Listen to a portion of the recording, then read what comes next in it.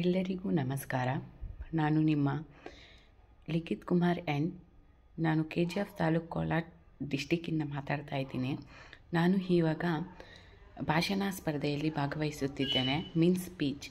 ನಾನು ಆಯ್ಕೆ ಮಾಡಿಕೊಂಡಿರುವ ವಿಷಯ ಬಂದು ಯುಗಾದಿ. ಯುಗಾದಿ ಹಬ್ಬವು ಪ್ರತಿ ವರ್ಷ ಮೀನ್ಸ್ ಎವ್ರಿ ಇಯರ್ ಯುಗಾದಿ ಹಬ್ಬವು ಚಂದ್ರಮಾನ ಯುಗಾದಿ ಅಂದರೆ ಚಂದ್ರ ಸೌರ ಕ್ಯಾಲೆಂಡರ್ನ ಪ್ರಕಾರ ಹೊಸ ವರ್ಷದ ಮೊದಲ ದಿನವನ್ನು ಯುಗಾದಿ ಎಂದು ಕರೆಯುತ್ತೇವೆ. ಈ ಹಬ್ಬವನ್ನು ಆಂಧ್ರ ಪ್ರದೇಶ, ಕರ್ನಾಟಕ, ತೆಲಂಗಾಣ ಮತ್ತು ತಮಿಳುನಾಡು, ಗೋವಾ ರಾಜ್ಯಗಳಲ್ಲಿ ಈ ಹಬ್ಬವನ್ನು ಆಚರಿಸುತ್ತೇವೆ. ಈ ವರ್ಷದಲ್ಲಿ 2025ರಲ್ಲಿ ಯುಗಾದಿ ಮಾರ್ಚ್ 30ರಂದು ಭಾನುವಾರರಂದು ಬಂದಿದೆ. ಅದೇ ದಿನದಂದು ಮಹಾರಾಷ್ಟ್ರ, ಮಧ್ಯಪ್ರದೇಶ ಮತ್ತು ನಗರ ದೆಹಲಿಯಲ್ಲಿ, ದಮನ್ ಮತ್ತು ದಿಯು ರಾಜ್ಯಗಳಲ್ಲಿ ಹಿಂದೂಗಳು ಹೊಸ ವರ್ಷವನ್ನು ಆಚರಿಸುತ್ತಾರೆ. ಈ ಹೊಸ ವರ್ಷವನ್ನು ನಾವು ಯಾಕೆ ಆಚರಣೆ ಮಾಡಬೇಕು, ಈ ಹಬ್ಬವನ್ನೇ ಯಾಕೆ ಹೊಸ ವರ್ಷವಾಗಿ ಆಚರಣೆ ಮಾಡಬೇಕು ಅಂತ ತಿಳಿಯೋದಾದರೆ, ನಮ್ಮ ಈ ಯುಗಾದಿ ಹಬ್ಬ ಹಿಂದೂ ಸಂಪ್ರದಾಯದ ಹೊಸ ವರ್ಷವನ್ನು ಆರಂಭವನ್ನು ಸೂಚಿಸುತ್ತದೆ ಮತ್ತು ಇದನ್ನು ಭಾರತ, ಆಂಧ್ರ ಪ್ರದೇಶ, ತೆಲಂಗಾಣ, ಕರ್ನಾಟಕ ಮತ್ತು ಗೋವಾಗಳಲ್ಲಿ ಆಚರಿಸುತ್ತಾರೆ. ಯುಗಾದಿ ಅಥವಾ ಯುಗಾದಿ ಎಂಬ ಪದಗಳು ಯುಗ ಅಂದರೆ ವಯಸ್ಸು, ಆದಿ ಅಂದರೆ ಆರಂಭ, ಈ ಎರಡು ಸಂಸ್ಕೃತ ಪದಗಳಿಂದ ಹುಟ್ಟಿಕೊಳ್ಳಲಾಗಿದೆ. ಇದನ್ನು ನಾವು ಯುಗಾದಿ ಹೊಸ ವರ್ಷದ ಆರಂಭವನ್ನು ಕರೆಯುತ್ತೇವೆ. ಸಾಮಾನ್ಯವಾಗಿ ಗ್ರೆಗೋರಿಯನ್ ಕ್ಯಾಲೆಂಡರ್ನಲ್ಲಿ ಮಾರ್ಚ್ ಅಂತ್ಯ ಅಥವಾ ಏಪ್ರಿಲ್ ಆರಂಭದಲ್ಲಿ ಬರುವ ಈ ದಿನವನ್ನು ಹಿಂದೂಗಳಿಗೆ ಐತಿಹಾಸಿಕ ಮತ್ತು ಸಾಂಸ್ಕೃತಿಕ ಮಹತ್ವವನ್ನು ಹೊಂದಿದೆ. ಈ ದಿನವು ಮಹಾರಾಷ್ಟ್ರದ ಗುಡಿ ಪಾಡ್ವಾ, ಆಂಧ್ರ ಪ್ರದೇಶ, ತೆಲಂಗಾಣ ಯುಗಾದಿ ಮತ್ತು ಕರ್ನಾಟಕ ಯುಗಾದಿ ಮುಂತಾದ ವಿವಿಧ ಹೆಸರುಗಳಲ್ಲಿ ಆಚರಿಸಲಾಗುತ್ತದೆ. ಇದು ಕಾಲಾತೀತ ಸಾಂಪ್ರದಾಯಿಕ. ಈ ದಿನವನ್ನು ನಾವು ಸಂಪ್ರದಾಯಗಳಲ್ಲಿ ಮುಗ್ಗುಲು ಅಥವಾ ರಂಗೋಲಿಯಂತಹ ವರ್ಣರಂಜಿತ ನೆಲದ ಮಾದರಿಗಳನ್ನು ರಚಿಸುವುದು, ತೋರಣ ಎಂದು ಕರೆಯಲ್ಪಟ್ಟುವ ಮಾವಿನ ಎಲೆಗಳಿಂದ ಬಾಗಿಲು ಅಲಂಕರಿಸುವುದು, ಉಡುಗೊರೆಗಳನ್ನು ವಿನಿಮಯ ಮಾಡಿಕೊಳ್ಳುವುದು, ದಾನ ನೀಡುವುದು, ಎಣ್ಣೆ ಮಸಾಜ್ ಮಾಡಿಕೊಳ್ಳುವುದು.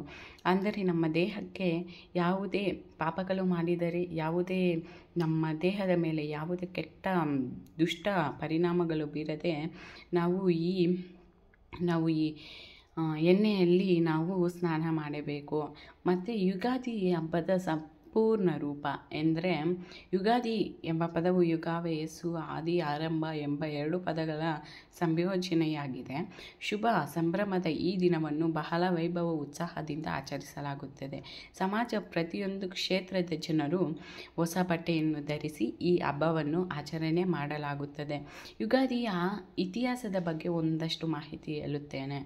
ಯುಗಾದಿ ಪುರಾಣದ ಪ್ರಕಾರ ಈ ದಿನದಂದು ಬ್ರಹ್ಮದೇವರು ವಿಷ್ಣುದೇವರು ಸೃಷ್ಟಿಸಿರುವ ನಂತರ ಅವರು ದಿನಗಳು, ವಾರಗಳು, ತಿಂಗಳುಗಳು, ವರ್ಷಗಳು ಸೃಷ್ಟಿಸಿದರು. ಆದ್ದರಿಂದ ಯುಗಾದಿಯನ್ನು ನನ್ನ ಸೃಷ್ಟಿಯ ಮೊದಲ ದಿನವೆಂದು ನಂಬಿಕೊಳ್ಳಲಾಗಿದೆ. ಅಂದರೆ ದೇವರ ಮೊದಲ ಸೃಷ್ಟಿಯ ದಿನ ಎಂದು ಈ ದಿನವನ್ನು ನಂಬುತ್ತಾರೆ. ಯುಗಾದಿಯ ಮಹತ್ವ ಏನೆಂದರೆ, ಯುಗಾದಿ ಎಂಬ ಪದವು ಯುಗ ಎಂಬ ಪದದಿಂದ ಬಂದಿದೆ. ಮುಖ್ಯವಾಗಿ ಯುಗಾದಿ ಎಂಬ ಪದವು ಎರಡು ಶ್ರೇಷ್ಠ ಪದಗಳಿಂದ ಸಂಯೋಜನೆಯಾಗಿದೆ. ಯುಗ ಅಂದರೆ ಯುಗ ಅಥವಾ ಅವಧಿ ಅವಾಗಿಂದ ಅವಧಿ ಅಂತ ಹೇಳಬೇಕಾಗಿತ್ತು. ಅವಧಿ ಮತ್ತು ಆದಿ ಎಂದು ಕರೆಯುತ್ತಾರೆ. ಯಾವುದೇ ಒಂದು ವಿಷಯದ ಆರಂಭ. ಆದ್ದರಿಂದ ಯುಗಾದಿ ಎಂದು ಅಕ್ಷರ ಹೊಸ ವರ್ಷದ ಆರಂಭವನ್ನು ಈ ಹಬ್ಬವಾಗಿ ವಿಕರಿಸಲಾಗಿದೆ.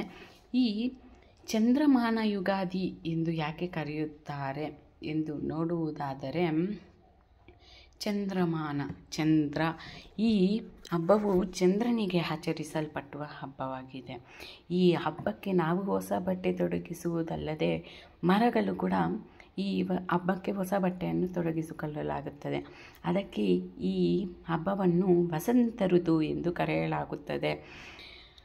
ಮತ್ತು ಯುಗಾದಿ ಹೇಗೆ ಆಚರಿಸಲಾಗುತ್ತದೆ ಎಂಬುದರ ವಿವರವನ್ನು ನಾನು ಹೇಳುತ್ತೇನೆ. ವಾಸ್ತವವಾಗಿ ಯುಗಾದಿ ಹಬ್ಬದ ಒಂದು ವಾರದ ಮೊದಲು ಆರಂಭವಾಗುತ್ತದೆ.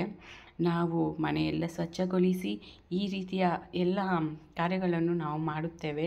ಜನರು ತಮ್ಮ ಮನೆಗಳನ್ನು ಸ್ವಚ್ಛಗೊಳಿಸಿ ಅಲಂಕರಿಸುತ್ತಾರೆ. ಹೊಸ ವರ್ಷವು ರಂಗೋಲಿಯ ವಿವಿಧ ಬಣ್ಣಗಳಿಂದ ಪ್ರಕಟಿತವಾಗುತ್ತದೆ ಮತ್ತು ನಾವು ಹೊಸ ಬಟ್ಟೆಗಳಿಂದ ಕಂಗೊಳಿಸುತ್ತಿರುತ್ತೇವೆ. ಯುಗಾದಿ ಆಚರಿಸಲು ಉತ್ತಮ ಮಾರ್ಗಗಳೆಂದರೆ ನಿಮಗೆ ಗೊತ್ತು. ಹಬ್ಬದ ಸಂದರ್ಭದಲ್ಲಿ ನೀವೇ ಶುಭಾಶಯಗಳು ಪತ್ರಗಳು ತಯಾರಿಸುವುದು, ಮಹಿಳೆಯರು ತಮ್ಮ ಮನೆಗಳ ಮುಂದೆ ಆಕರ್ಷಕ ರಂಗೋಲಿಗಳನ್ನು ವಿನ್ಯಾಸಗೊಳಿಸುವುದು. 2025ರಲ್ಲಿ ಪದೇ ಪದೇ ಕೇಳಲಾಗುವ ಪ್ರಶ್ನೆಗಳು ಎಂದರೆ ಯುಗಾದಿ ಎಂದರೇನು? ಯುಗಾದಿ ಎಂದರೆ ಏನು? ಯುಗಾದಿ ಅಂತಲೇ ಯಾಕೆ ಕರಿಬೇಕು ಅಂದರೆ ಯುಗಾದಿ ಅಂದರೆ ಹೊಸ ಯುಗದ ಆರಂಭ. ಇಲ್ಲಿ ಯುಗ ಎಂದರೆ ಯುಗ ಮತ್ತು ಆದಿ ಎಂದರೆ ಆರಂಭ ಎಂದು ಕರೆಯಲಾಗುತ್ತದೆ. ಯುಗಾದಿ ಆಚರಿಸುವ ವಿವಿಧ ರಾಜ್ಯಗಳು ಯಾವುವು ಅಂದರೆ ತೆಲಂಗಾಣ, ಕರ್ನಾಟಕ, ಆಂಧ್ರ ಪ್ರದೇಶ ಮತ್ತು ತಮಿಳುನಾಡು, ಮಧ್ಯಪ್ರದೇಶ. 2025ರಲ್ಲಿ ಯುಗಾದಿಯನ್ನು ಯಾವಾಗ ಆಚರಿಸುತ್ತಾರೆ ಅಂದರೆ 31 ಮಾರ್ಚ್ರಲ್ಲಿ ಆಚರಿಸುತ್ತಾರೆ. ಮತ್ತು ಯುಗಾದಿ ಯಾವ ದೇವರ ಹಬ್ಬವಾಗಿದೆ? ಯುಗಾದಿ ಬ್ರಹ್ಮದೇವರು, ಗಣೇಶ, ಲಕ್ಷ್ಮೀ ದೇವತಾ, ಮಾತಾ ಪಾರ್ವತಿ, ವಿಷ್ಣು, ಚಂದ್ರ, ರಾಮನಂತಹ ದೇವರುಗಳಿಗೆ ಈ ಹಬ್ಬವನ್ನು ಆಚರಣೆ ಮಾಡಲಾಗುತ್ತದೆ. ಚಂದ್ರಮಾನ ಯುಗಾದಿ ಎಂದರೇನು? ಈ ಹಬ್ಬವನ್ನು ಚಂದ್ರಮಾನ ಯುಗಾದಿ ಎಂದು ಕರೆಯಲಾಗುತ್ತದೆ. ಇದು ಗ್ರೆಗೋರಿಯನ್ ಕ್ಯಾಲೆಂಡರ್ನ ಪ್ರಕಾರ ಮಾರ್ಚ್ ಮತ್ತು ಏಪ್ರಿಲ್ ತಿಂಗಳಲ್ಲಿ ಬರುತ್ತದೆ. ಇಂದು ಚಂದ್ರಮಾನ ಯುಗಾದಿಯನ್ನು ನಾವು ಏಕೆ ಆಚರಣೆ ಮಾಡಬೇಕು ಅಂದರೆ ಅದು ನಮ್ಮ ಸಾಂಪ್ರದಾಯಿಕ ಹಬ್ಬವಾಗಿರುತ್ತದೆ ಮತ್ತು ಸತ್ತವರಿಗೆ